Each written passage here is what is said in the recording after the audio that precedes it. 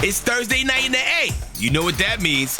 Kelly Price and Tori McElhaney is coming at you on Rise Up Tonight, presented by AT&T.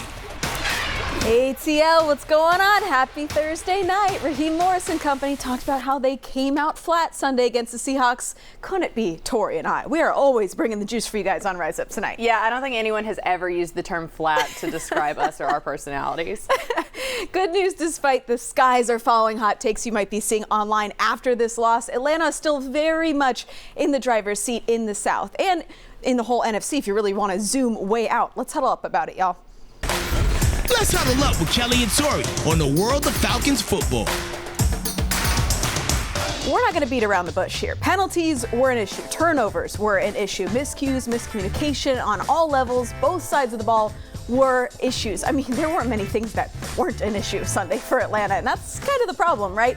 Each win so far has come in different ways. Offense, defense, special teams even. The Falcons have said they're confident someone will make a play to win them games each week, but that didn't happen against Seattle. Rather than an elusive complete team win, it was a complete team flop. So my question, Tori, is are you worried after seeing that? So is it fair to say yes and also no? Because I think more times than not this year, we have seen the Falcons rescue themselves with one unit stepping up when it's needed most. That, and it's very hard to win 4 games in a row in this league. So I do think that we can kind of write this loss off in that way. However, a lot of the issues the Falcons had last Sunday were issues that we have known them to have. It was just the first time that all of those issues that we have seen pop up at different times, think situational penalties, ill-timed turnovers, the defense allowing leaky plays. On Sunday, they all combined together to give the team, well, their first true team loss. Not the recipe you want to see there. And we agree, it's not time to freak out about the Falcons. However, the pass rush, we're not hitting the panic button is the refrain we've gotten from Falcons players and coaches on this front, but we're going to start a dialogue here. The Falcons have had 1 sack and 6 quarterback hits against Seattle. James Smith-Williams had the lone sack Sunday to put Atlanta's tally at 6 total on the season, dead last in the National Football League. Why can't the Falcons get opposing quarterbacks to the ground, Tori? I'm going back to this. Is it fair to say I don't know? And here's what's so interesting about the pass rush. The Falcons are actually blitzing at one of the highest rates in the league. They were in the top 10 before last Sunday's game. According to Next Gen Stats, the Falcons pressured Geno Smith on 50% of his dropbacks, which was the most he'd been pressured all season. The problem, though, Geno threw for over 120 yards and had 2 touchdowns when he was pressured. He was very good at extending plays, and that's on the secondary too, not just the defensive line. Though to a certain point too, those guys up front just have to start winning their matchups. But you know what, as Justin Simmons said Sunday after this loss, next Sunday can't get here fast enough. So let's look ahead. The Falcons are packing a perfect 3-0 NFC South record as they travel to Tampa Bay this weekend. But these Buccaneers look a lot different than the last time the Falcons saw them in that Thursday night overtime thriller. Baker Mayfield will be without his top 2 receivers in Mike Evans and Chris Godwin, out now with an injury for a while, but that's life in the NFL, right? The Falcons are looking forward to the opportunity to stay undefeated in the division, but what's kind of the key to keeping their foot on the gas to outrun the South, as we keep hearing? I mean, honestly, if Kirk Cousins wants to throw for over 500 yards again, I'm sure that would help. But in all seriousness, the key to this game is going to be this defense stopping Baker Mayfield. Though the Bucs will be without Evans and Godwin, I think that means that Baker will be looking to his tight ends in the pass game and what Raheem Morris called the 3-headed monster at running back. It's because of this that I really think this game could come down to the plays made by the Falcons' inside linebackers. If they can clog up the run lanes and keep Baker from hitting the guys he does have in the pass game, like Cade Otton at tight end, that could be a difference maker this Sunday. Yeah, our run game looks a lot different in Tampa as well now. Well, the Falcons may have felt the energy was lacking on the field Sunday, but I saw no cause for concern. Looking at their fire pregame fits, we are walking in, presented by Wells Fargo. First, Darnell Mooney taking parachute pants. There he is. Literally walking in with enough strings going on these cargo pants to tie himself to a parachute and go skydiving. No cap. I do love the look. Plaids and neutrals for fall, like florals for spring. Indeed, Miranda Priestley, it is groundbreaking. Tori and I wearing them too. Honestly, we're matching. Also, can we talk about the use of accessories here? The pop of color with the bag and then those glasses. Okay, Darnell Mooney. I see you with the glasses, Darnell.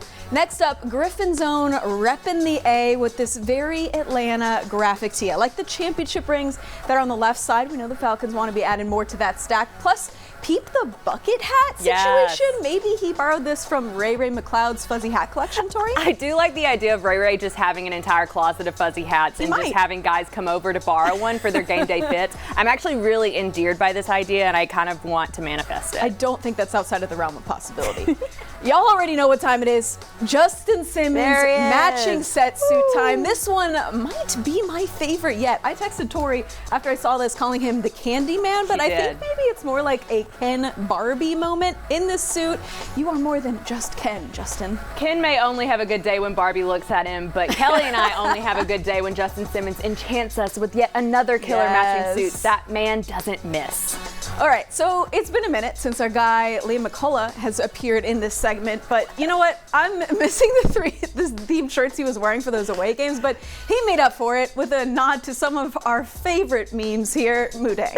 As two people who are chronically online, I do believe Kelly and I laughed about this shirt for a solid 3 to 5 business days because, come on, it's Moodang. Look at that face. Look at him.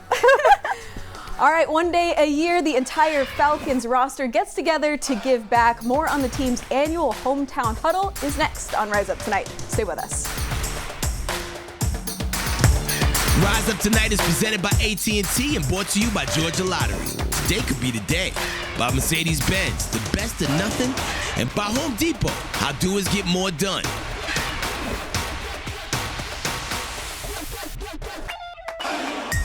Falcons fans, do you ever wonder what's really on your favorite player's mind? It's time for Question of the Week, brought to you by Zaxby's, famous fingers and sauces. What kind of dog would you be? Like, which breed of dog would you be if you were a dog? I think I would be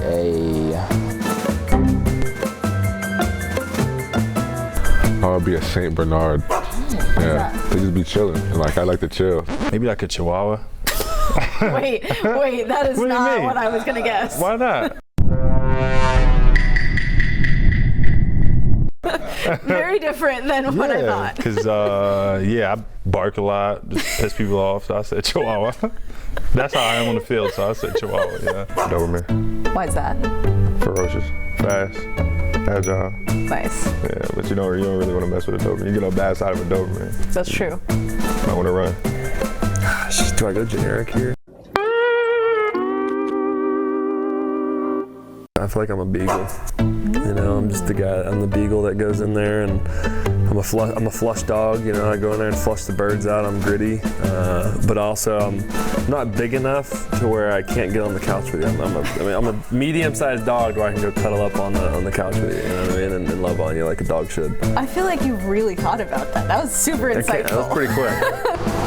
a Rottweiler. Okay, actually, a lot of people have said that. Yeah. Okay. I think because they're very cute. What do you mean by that? Not saying I'm cute, but they're like very like cuddly, but they can be very aggressive if they have to be. So. I think I would be a Staffy, like a pit bull or something like that. Why's that? Yeah. Those are the dogs that I grew up with. I got a little Staffy at home who, oh my Lord, she's a little delinquent. But I love her to death and she's the sweetest, so. It's the deep thoughts for me on all of those Honestly, answers. that was the best segment I think that we've had to this point. I loved that.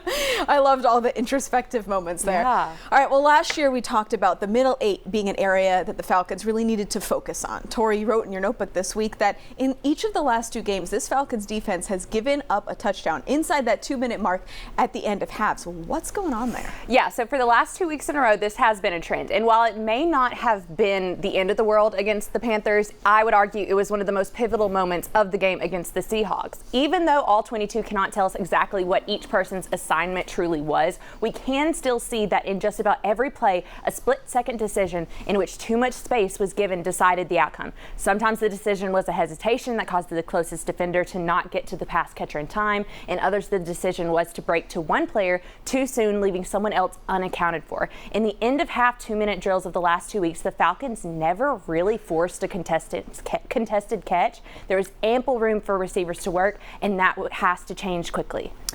Well, this week, the Falcons held their 17th annual hometown huddle, a day the entire team gets together to serve the community as we rise up for Atlanta, brought to you by Truist.